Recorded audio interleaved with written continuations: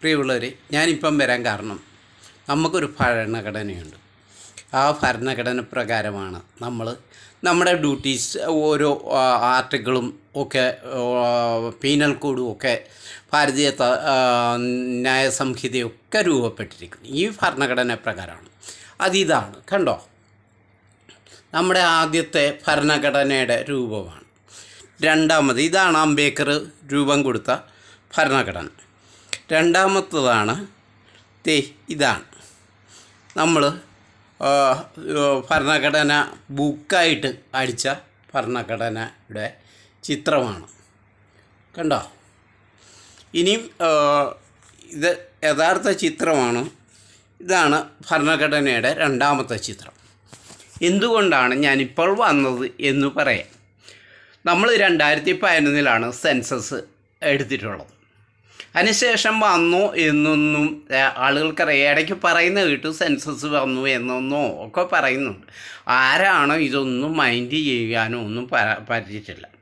എന്തുകൊണ്ടാണ് നമ്മുടെ ഭരണഘടനയിൽ ഫണ്ടമെൻ്റൽ റൈറ്റ്സ് എന്ന് പറയുന്നത് ഒരു പൗരൻ്റെ, ഇന്ത്യൻ പൗരൻ്റെ മൗലിക അവകാശമാണ്.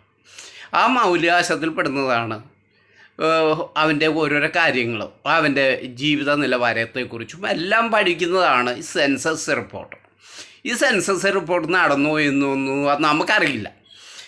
ഇത് 1948 ആർട്ടിക്കിൾ 246, പിന്നെ സെക്ഷൻ 3, 4, 8, 15 ഇത് പ്രകാരമാണ് നമ്മുടെ അവിടെ സെൻസസ് നടത്തുന്നത്. യൂണിയൻ സ്റ്റേറ്റ് ആണെങ്കിൽ അത് അവിടുത്തെ ഷെഡ്യൂൾ 69 പ്രകാരമാണ് അഥവാ കേരളം ഉൾപ്പെടെയുള്ള സംസ്ഥാനങ്ങൾ നടത്തുന്നത്. ഇതൊന്നും നമുക്ക് അറിയുകയുമില്ല, കേൾക്കുകയില്ലാതെ എന്തൊക്കെയോ ചെയ്യുന്നുണ്ട്. എന്താണ് ഈ കോൺസ്റ്റിറ്റ്യൂഷൻ എന്ന് പലരോടും ചോദിച്ചാൽ ഒരു മറുപടിയും ഉണ്ടാകില്ല. The fundamental rules or act includes books or supreme law for a country or organization. ഒരു പൗരൻ്റെ മൗലികാവകാശത്തെ സംബന്ധിച്ചുള്ള അവരെക്കുറിച്ചുള്ള ഒരു പൗരനെക്കുറിച്ചും മറ്റ് രാജ്യത്തെക്കുറിച്ചും ഒക്കെയുള്ള ലോ സംബന്ധിച്ച് അഥവാ റൂൾസ് സംബന്ധിച്ച്, നിയമം സംബന്ധിച്ച് അതൊരു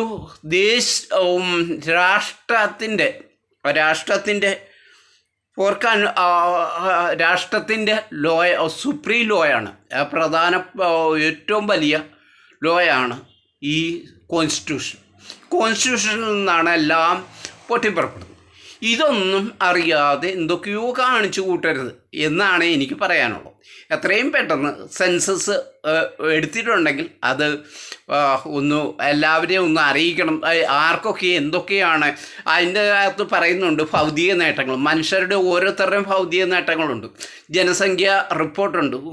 അതുപോലെ കുട്ടികളുടെ ജീവിത നിലവാരങ്ങളെ സംബന്ധിച്ചുണ്ട്. എത്ര പേര് മരിച്ചിട്ടുണ്ട്, അവരെ എല്ലാം മാറ്റണം, എത്ര പേര് ജീവിച്ചിരിപ്പുണ്ട് എന്നൊക്കെയുള്ള ഇതിനെക്കുറിച്ച് പ്രതിപാദിക്കുന്നതാണ് ഈ സെൻസസ് റിപ്പോർട്ട്. ഇത് എടുക്കുന്ന എനുമറേറ്റ് ചെയ്യുന്ന അവർ കൃത്യമായിട്ടുണ്ട് അവരുടെ വിദ്യാഭ്യാസ ഇതിനെക്കുറിച്ച്. അതുപോലെ തന്നെ അവരുടെ ഓരോ ഫോട്ടോകളും എല്ലാം ഇതിൽ ആഡ് ചെയ്യണം. ഇപ്പോൾ പുതിയതനുസരിച്ച് ഇതെല്ലാം ആഡ് ചെയ്യണം. അപ്പോൾ റവന്യൂ വകുപ്പിലാണെങ്കിൽ എന്തെങ്കിലും ചോദിക്കാൻ ചെന്നാൽ പറയും ഞങ്ങൾക്കറിയില്ല, നിങ്ങൾ ആധാരം കൊണ്ടുവരണം. ഇതൊന്നും വേണ്ട.